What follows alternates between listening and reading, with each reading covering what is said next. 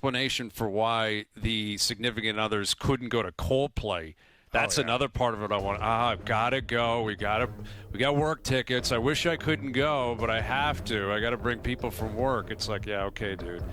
Who are you kidding? All right, so more on Coldplay a little bit later this afternoon. We got Lawrence Applebaum coming up from Royal Portrush a little bit later in the hour, but we have a trade to announce. I sound like Jerry. The Maple Leafs have acquired Dakota Joshua from the Vancouver Canucks, I believe for a fourth-round pick. Is that right, JP? A fourth-round pick for Dakota Joshua. Dakota Joshua coming home. He was drafted by Toronto. He was drafted by the Leafs. I think he's a Michigan kid. I believe he was born in Michigan. But, yeah, he was drafted by the Leafs.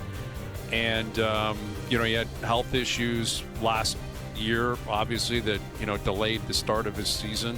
His numbers were not off the charts this past year. But the year before, he had a career year for him. He had a very good year, very productive year.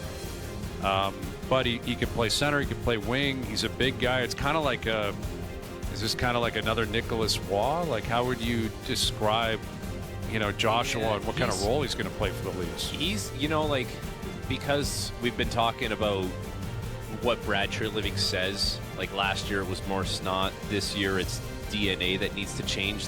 This guy fits the mold of what Brad Treliving is talking about. And he can be a difference maker. Like 2 years ago, when he was there in Vancouver with Rick Tocchet was really hard on him. You need to be confrontational. You need to be a guy that makes people uncomfortable on the ice. And if you can do that, you can make a difference. And Dakota Joshua, to his credit, did that and had a really good season. He had 18 goals and in 63 games, was half a point per game. But more importantly than that, it was the way that he played. He was a difficult player to play against. He was physical. He was abrasive. And so if you think about what Toronto is trying to do now and how they're trying to turn over some of that DNA, yeah, I get it. It's not 102 points Mitch Marner. There's never going to be the one-for-one replacement, but they're trying to patch it up in a different way. And if he's healthy, he has that element of trying to make people uncomfortable on the ice with the way that he plays, how confrontational he is, how physical he is. So this is going to be this is a guy who fits a role in a really nice way for Toronto. 100%. That 2 years ago, he was a really good player. He can skate, he can score, he can hit, and he's got a little bit of as you mentioned, kind of like that Marchand Van der Kane kind of annoying presence on the ice. He's noticeable. I want to say he was with what's the little guy that plays for Vancouver? Luger and Garland. It was their line. Garland. Joshua, Luger, and Garland at that third line in Vancouver 2 years ago was one of the best in the league.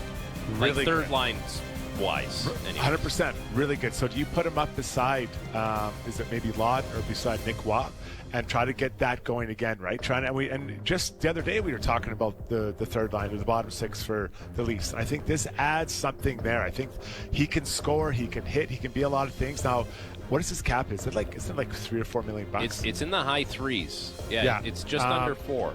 So which player are you getting?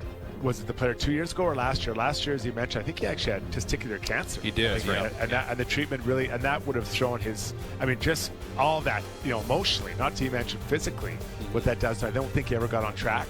But coming home and be energized. I like this kind of, for a fourth-round pick, that's not much to give for a guy that I think can bring that to this middle of the lineup, maybe of what they need. Yeah, it's interesting. I can't quite figure it out from Vancouver's standpoint. Again, he had a down year last year. They had a down year collectively. Maybe it's a cap dump.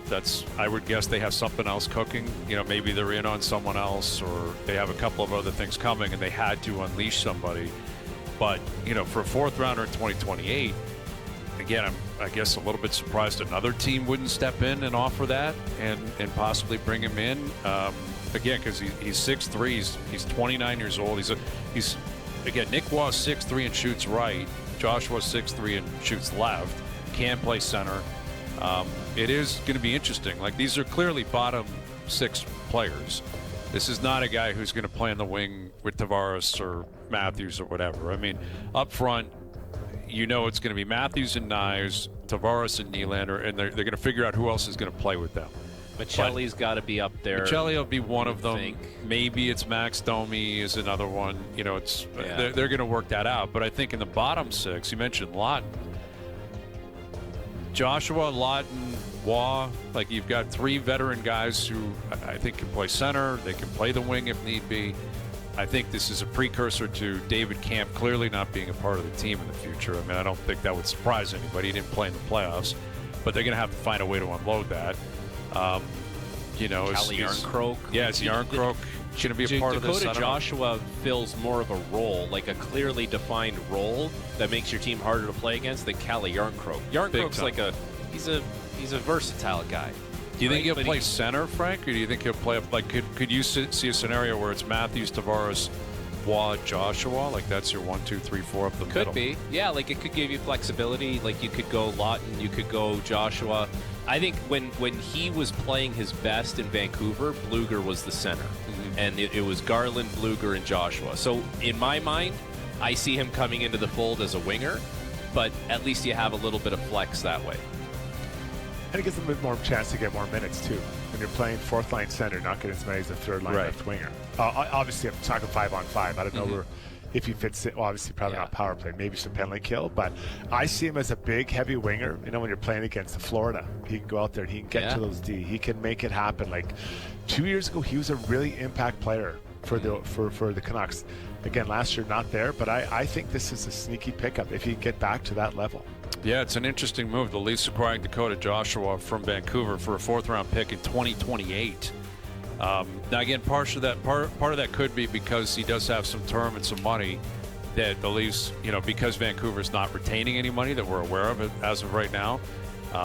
Maybe that's basically what this is. It's a salary dump, effectively, which that could be what Calle Yarncroke turns into, who is still a good player in the league that can play.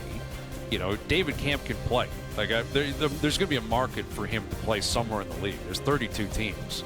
You know, can he be on the fourth line in San Jose? Yeah, I would think he probably can, or go back to Chicago or something like that.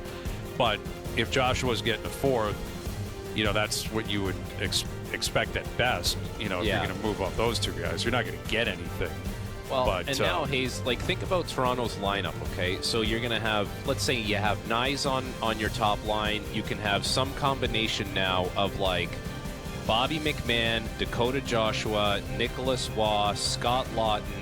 And, you know, those are the guys that are more, I guess, prominent. But you have bigger framed guys Steven now. Lorentz is back. Yeah, exactly. Stevie Lorentz. Like, you got bigger framed guys who are willing to play more of a robust kind of game scattered throughout the lineup now, where it feels like in the past it was like, yeah, we got our one guy or we got our two guys. Now it's everywhere now. It's on every single line if you want it to be.